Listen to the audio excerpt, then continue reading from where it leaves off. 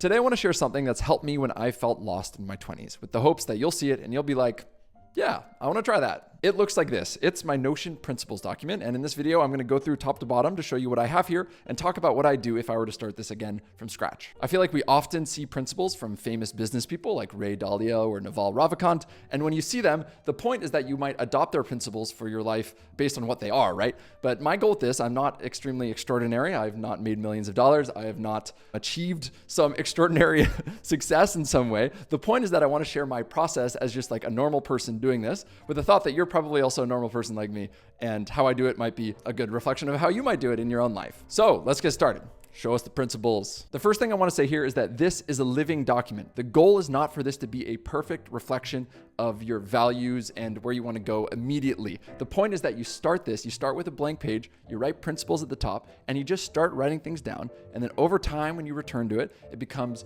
more complex. You add more things, and then it becomes a better representation of you and actually where you want to go. One example that you can see here is I'll sometimes leave comments for myself. So when I read back on something I've done or written here in the past, I'll leave a little comment for myself. So a comment from the future about what I was thinking in the past. I'll just delete stuff, move stuff around. And if I want to save something I've deleted, because I want to remember that I deleted it, I just create a little toggle called deleted, and I'll put stuff in there. So first, an overview. You're going to see some high-level categories here. The first one is called frames of thinking. The second one is called who I am. The third is called how I act.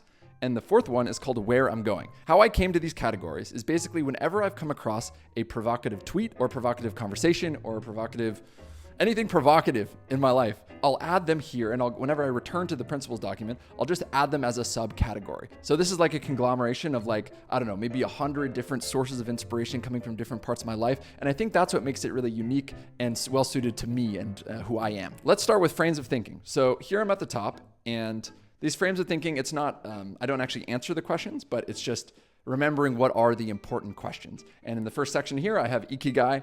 And Ikigai is this combination of what you love, what you're good at, what you can get paid for, and what the world needs. So I like remembering that framework. Also, most important decisions. People, who you marry, work, how you spend your time, and place, your environment. And here you see a note for myself. I say, so grateful to have San Francisco as a place. I'm feeling in love with it on 4/20 of 2024. That's great. Well, that was a quick one. On to the next section, who I am, things I love. This just started one day. I was like, bullet list. What are some things I love? Here we see I have sauna, lake water, swimming in the sea. I guess this isn't a prioritized list. Keep this in mind. And then further down, we have dance, music, physical exertion, curiosity, travel, learning, organization, and family. Maybe that one should be at the top. How I operate. I'm a morning person. I show up on time. I am honest in relationships. I bring my community together through shared passions. Next up, my strengths. Optimism, positivity, enthusiasm. It's like my LinkedIn profile. Ability to execute, teamwork and working with people, organized and methodical, having boundaries with my work. That's an important one. Remembering that work isn't everything, despite work being very important. Talking to the camera and video, lol, that's a bit of a self-reflective one. Confidence and independence.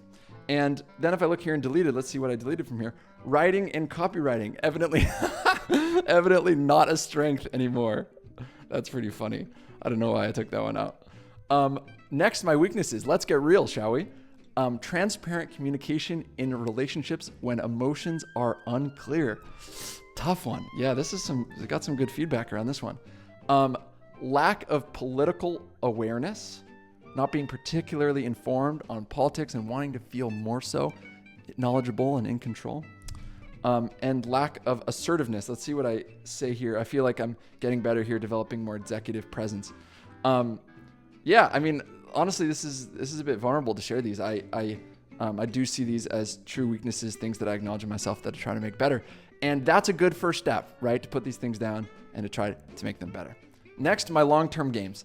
Long-term games, this comes from, I think it's a Naval Ravikant thing, that basically, what is the game that you're trying to play for 30 years? Because if you know the game you're playing and you do this over a long period of time, then good things happen. So for me, storytelling, performance, expression of myself, education, inspiration, it's hard to put words on what this thing is, right? It's like a skill set, it's video making, it's public speaking. That's one thing I really care about, and I want to spend my life honing that craft. And so that's why I have it here as number one on the long-term games. Next up, software technology, no code, becoming a writer builder. That's a phrase I've heard recently that really inspires me. And so I have that. That's why I have it here. And outdoor fitness, running, and health. I feel like I want to live a healthy lifestyle and want to be kicking it for many, many years. And so that's why I have that one on there. Deleted, tools for thought. Oh, okay. So I was really nerding out on tools for thought earlier, but I feel less so like it's a proper long-term game. And so this speaks to the nature of this as a living document, right? I'm moving things and taking them away as I grow and as my perspective changes. The next one, life is too short to. How would you finish that sentence? The only one I have here is not wear house shoes, which I'm wearing right now. That's a funny one. I think that like the goal of the principles, right, isn't to be like, they should be fun. The goal is not that they should be like so high and mighty, like truth, always seek truth. Like, you know, they don't need to be like that, right? Like I find it motivating and fun to have life is too short not to wear house shoes. My specific knowledge. This is another one. This is another Naval one. But basically, what is the combination of skills that's really unique to me? And here I put video and tech and health. Of course, not all of these are very fully developed. The next section of this document is called How I Act. And the first one on here is no small plans. Hell yeah, this is about ambition. Even though dreaming a wildly ambitious dream might be a recipe for disappointment, I also feel an odd pleasure in knowing I gave it a shot.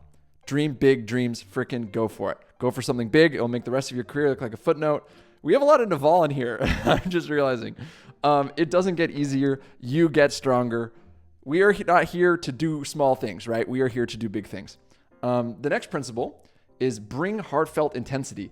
And this actually comes, so I am an Arc browser company fanboy, and they have one of their principles that was bring heartfelt intensity. So this is sort of from them. In other words, I mean, give a damn. In other words, be an owner. In other words, despite ambition, be kind to yourself. So heartfelt intensity, heartfelt is humility as well. Intensity is passion. Intensity is drive.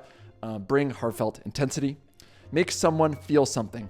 I don't know who needs to hear this, but we are not on this earth to sell software, right? We are here to make people feel something. For me, this means telling stories that matter to me, sharing things that are real and honest. It's part of what I'm trying to do with this YouTube channel. We see what we're doing here as a gift to people. At the end of the day, it's about an emotional exchange. That's what ARC says. I think it's beautifully written. Serve others. Remember that we are here to connect, to be honest with people, to make real things happen that make people's lives better and make people more fulfilled and happy. Do the thing. Execution over strategy. Don't let planning get in the way of action. This is funny as I show you my Notion document here. Learn in public. This is one thing I've learned in the my most recent company in my jam role. Learning in public is a really powerful thing, both for companies and for people. Have integrity. This one, we can't forget about this one, right? Play long-term games with long-term people. It's not about virality. It's about building long-term respect. Maybe I don't resonate with that one fully, the long-term respect thing. But remember that we're playing a long game here, being a good friend and being patient with people. And then lastly, this one, get outside today. Swimming will calm your mind. I swim in the bay a whole bunch and I just freaking love it. So it's a good reminder. An important part of that, let's see. Yeah, today is the important part of this. I wrote this earlier today. Today is the most important part. Get outside today. It's raining today. Get outside. Okay, mantras. Every day is an opportunity. Tell good stories, serve others, execution over strategy. Remember that life is what you can do without. Oh, important one. Deleted. Help people remember their lives. Be a leader. It's not that I don't want to be a leader, I guess. It's more so that maybe you just don't have be a leader as your mantra. Create every day. Also something I've deleted from that one for myself. Practices. Show up early. Take cold showers. Sweat every day. Only drink alcohol on occasion. Build in public. These are things that we've all heard before, maybe less interesting. Left on the table. I don't care about flashy status symbols like equinox. Maybe you agree. Deleted. I don't care about fashion. Oh, deleted meaning I care about fashion just a little bit. Maybe I'm open to in the future caring more about fashion. The person I don't want to be, path following, uncritical. So of course these last ones are not fully baked out. They're just ones I've kept because I like the first example. And then in the future, maybe I'd add more bullet points there. Where I'm going. Okay, I think this section is probably the most interesting of all of them. First is my vision for the enough dream life. Now, what I mean, of course, we have a dream life of like all the things that we could have, potentially have, but what's the enough dream, right? What's the dream that's realistic, the dream that you can really concretely see? What is this dream enough life for you? I wrote this in January 21st of 2024, living in a spacious San Francisco apartment with my big family and community. I already live in an SF apartment, so maybe we're kind of close there. Groceries and food, not thinking about the price of groceries at Whole Foods. Traveling to Europe every year to attend cultural events and go to different milestones.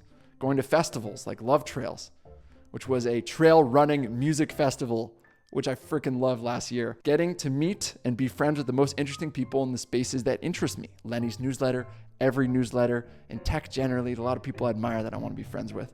Going to the nice gym. Oh, damn, I guess I found a contradiction because earlier I said I don't care about flashy status symbols. So, right, this isn't perfect, right? There's a lot of conflict. Buying books when I hear of them, buying books as gifts for friends. Buying the nice healthcare option. That's a cool one. Establishing a retirement fund that will support me as I age, saving money to give to my parents to help them in their retirement. It's good stuff. Giving away clothes with ease and having a nice wardrobe for any occasion. Back to the fashion. Being able to bike, cross-country skis, swim, surf, and do all the activities I love outside, having a location flexibility, being able to drive, fly, and be anywhere I want in the last minute. That's fun, right? That would be an amazing luxury in life. I want to have a creative studio, a road bike, a van, living in the woods, leading marketing at a tech company that does something the world needs, something that enables people to achieve emotional fulfillment. This is what I want it to look and to feel like. And so these were all just little things that I stole from little corners of the internet. And they're inspiring to me. Personal quests. Build a home, make a documentary. What is my why? The inspiration of others. The greatest good you can do for another is not just to share your riches, but to reveal to him his own.